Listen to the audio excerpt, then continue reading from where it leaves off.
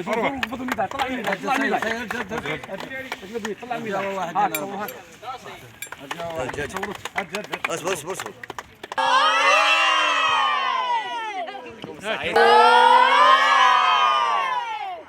الرحمن الرحيم.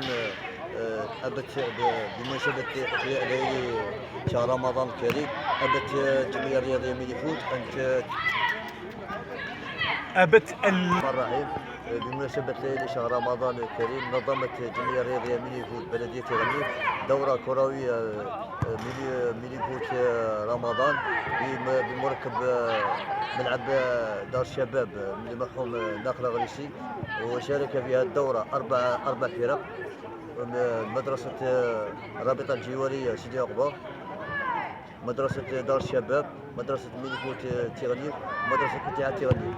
وكان بسم الله الرحمن الرحيم.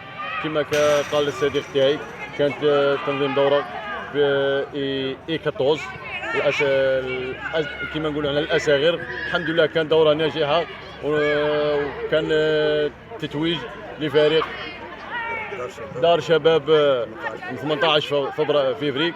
والحمد لله الدوره جرت في روح رياضيه ومنافسه شيقه، ونشكر السلطات ونشكر كل الحضور ونشكر الصحفيين ونشكر كل الجمهور الحاضر. وبارك الله فيكم.